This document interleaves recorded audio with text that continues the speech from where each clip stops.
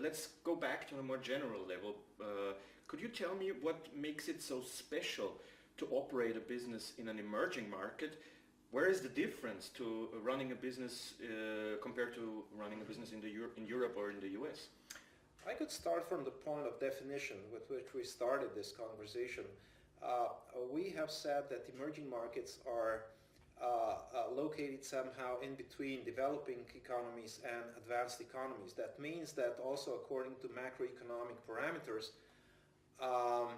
these countries are somehow specific and located in between in terms of GDP per capita, in terms of let's say competition level, in terms of industrialization processes, and in terms of business environment.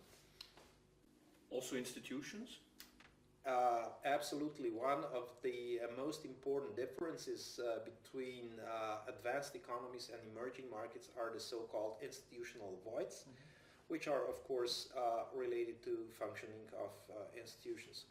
You also mentioned business environment. Could you give me an example of a specific business environment, and also maybe explain to us what does business environment mean to you? What does it encompass?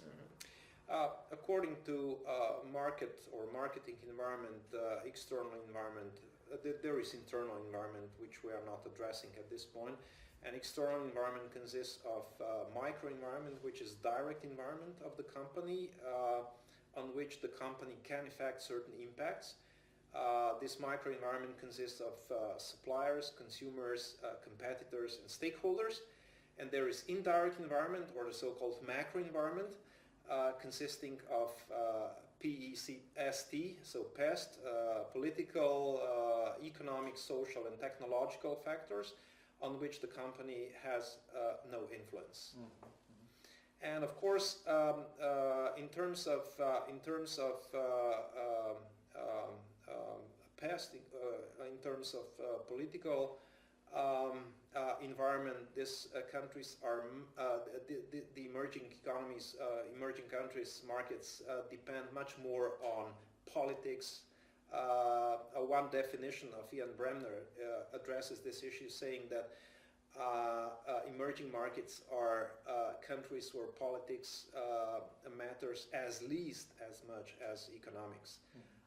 And of course, the other one are the so-called institutional voids, meaning that in various fields there is whether no existing legislation and regulation, or it is existing but lacking, or there are problems with law enforcement, etc., etc.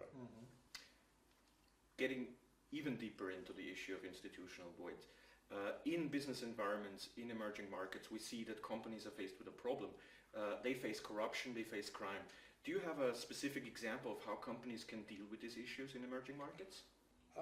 Yes, some of the largest emerging markets, like the BRIC countries, China, India, Russia, for example, are ranking also very high on the so-called corruption index list. It means that the corruption is several times in combination with crime is a very important issue. And we can see from several cases, like for example Cadbury India, which is a subsidiary of Mondelez International, which is a US sweet and chocolate and confectionery producer. They are involved into a process that they have created a fictitious factory in order to avoid paying taxes. Or there are other companies like Walmart, for example, the retail chain in India, also alleged under corruption processes. Basically, the problem could be avoided.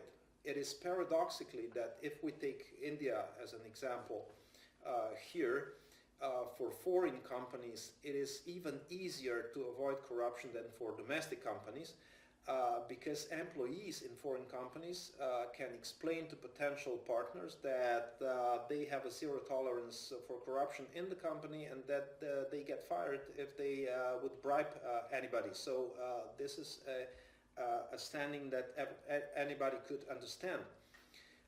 The problem is linked with corruption is double. The first problem is that staffing or jobs in procurement, administration, controlling functions is not so lucrative in companies, generally speaking.